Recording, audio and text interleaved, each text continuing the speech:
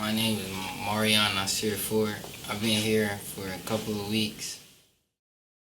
Yeah, we glad to have you, man. One thing that I appreciate about you is that you always have a positive energy that you come into the school with. All right. People feed off of that.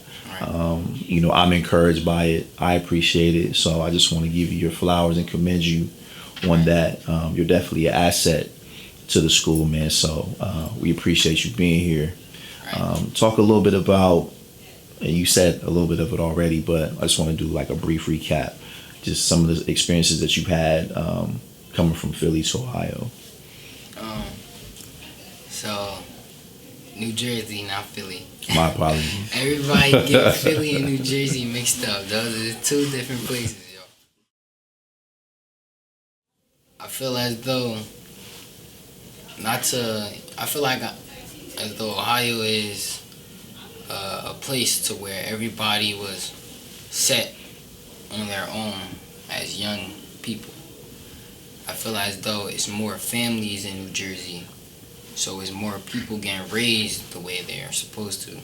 So I feel as though in Ohio it's more violent because of the people that's, not having their parents on their side or didn't grow up with anything.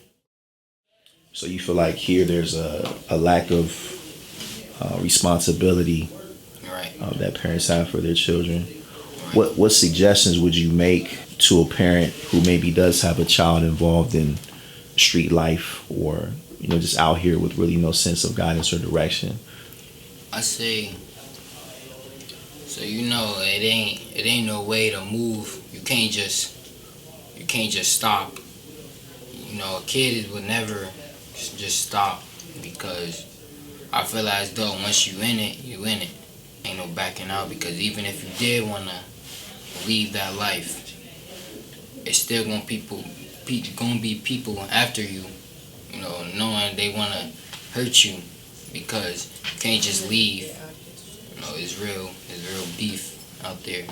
So I say the suggestion is to, clear their heads, get away from wherever y'all at, leave. Don't be there no more.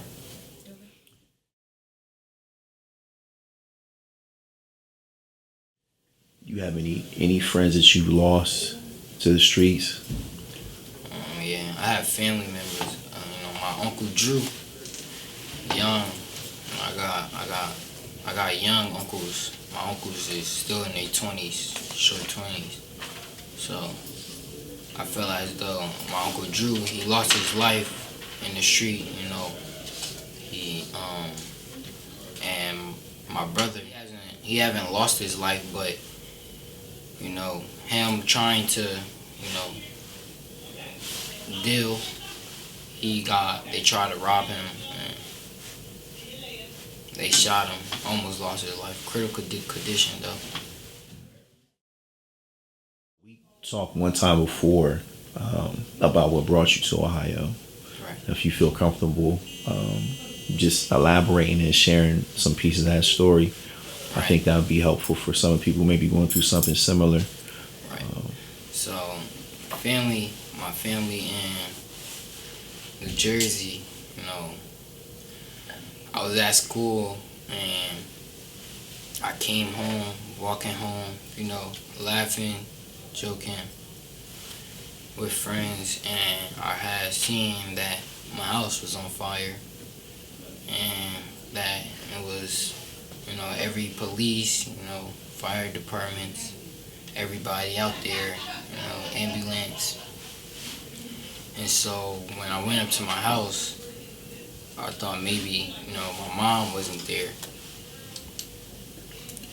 But I guess she passed away in the fire.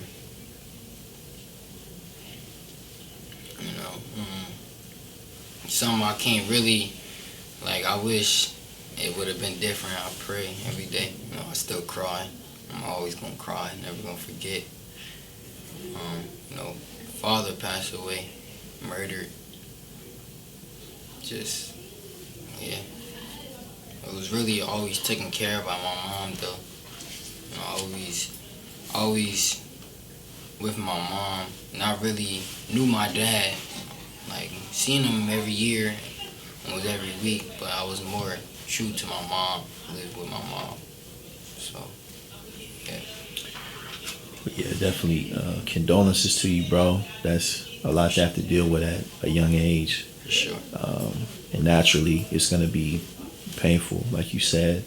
Um, what suggestions would you give to someone who's coping with a similar situation? And how do you find yourself coping with that on a day to Like I day? said, my peace is the gym. That's where I go and I take my anger out on. I take my anger out in the gym. You know, I stay out the way. My motivation is everything I do. I live for my mom. You know how people say, I would die. I would die for my mom. My motivation is I always say to myself, I'm gonna live for her. I'm gonna do things for her. That's gonna, make her happy, make her proud. That's incredible, man. Right. What's a goal that you have for yourself? You could give me a short-term goal and a long-term goal of some stuff that you would like to accomplish for yourself, for your future family. All that good stuff. So first, I always thought about this. I want, people tend nowadays in this generation to have, women, they have women, but I want to be married. I want a family. I want to have that responsibility to be a father, to a daughter and a son. Big family, make sure everybody is good. Ain't nobody going through anything. Talk to my kids, let them be comfortable with speaking to me. Yeah. That's dope, man. Got one more for you. I just want you to give me a word of inspiration or a quote that resonates with you. My favorite quote, my mom told me. It always get lost in my brain, but I always tend to bring it back. The quote was, if you live once is enough. If you live right once is enough. Like if you live right on that life, once is enough. That's good.